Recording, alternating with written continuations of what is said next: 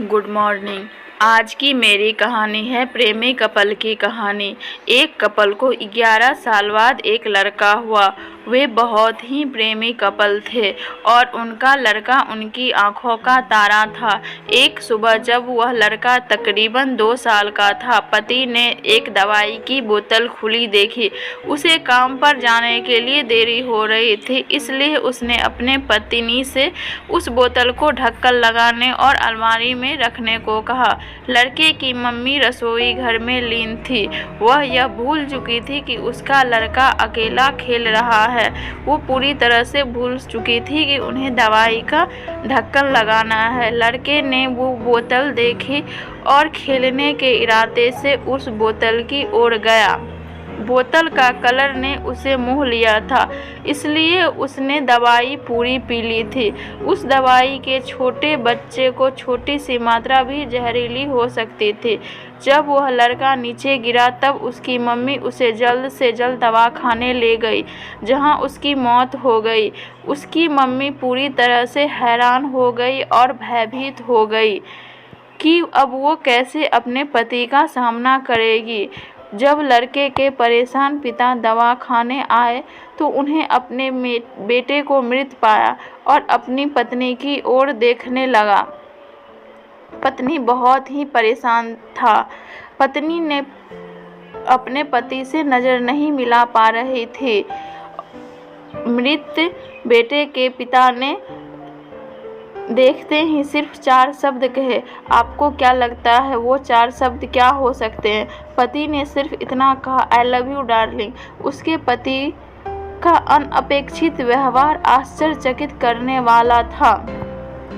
उसका लड़का मर चुका था, वो उसे कभी वापस नहीं ला सकता था और वो उसकी पत्नी में भी कोई कसूर नहीं ढूंढ सकता था। इसके अलावा आगे उसने खुद वह बोतल उठा के बाजू में रख दी होती तो आज उसके साथ यह सब नहीं होता। वो किसी पर भी आरोप नहीं लगा सकता। उसकी पत्नी ने भी इकलौता बेटा खो दिया था।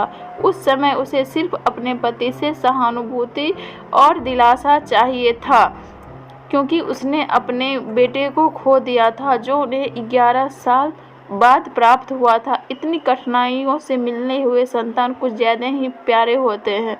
उसके पति ने उस समय उसे कभी-कभी हम इस समय व्यर्थ कर देते हैं कि परिस्थिति के लिए कौन जिम्मेदार है या कौन आरोपी है। यह सब हमारे आपसी रिश्ते में होता है, जहाँ जॉब करते हैं वहाँ, या जिन लोगों को हम जानते हैं उस सभी के साथ होता है। और परिस्थिति के आवेश में आकर हम अपने रिश्ते को भूल जाते हैं और एक दूसरे का सहारा बनने के बजाय एक दूसरे पर आरोप लगाते हैं।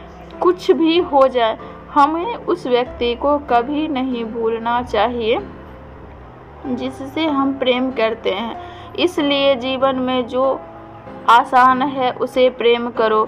आपके पास अभी जो है उसे जमा करो, व्यर्थ में उसे गवाओ नहीं। और अपनी तकलीफ़ों को विचार कर करके बढ़ाने के बजाय उन्हें भूल जाओ। उन्हें याद करके तकलीफ़ें और बढ़ती है, कमती नहीं है। उन सभी चीज़ों का सामना करो जो आपको अभी मुश्किल लगती है या जिनसे आपको डर लगता है। उनका सामना करने के बाद आप देखेंगे कि वे चीज़ें उतनी मुश्किल नहीं है जितना कि आप पहले से सोच रहे थे। हमें परिस्थिति को समझकर ही लोगों के साथ व्यवहार करना चाहिए और लोगों को कठिन परिस्थितियों में उनका हमदर्द बनना चाहिए, ना कि उन्हें डांट फटकार कर उनके दर्द का कारण बनना चाहिए। दोस्तों, हमारी कहानी अच्छी लगे तो लाइक और चैनल को सब्सक्राइब अवश्य करें।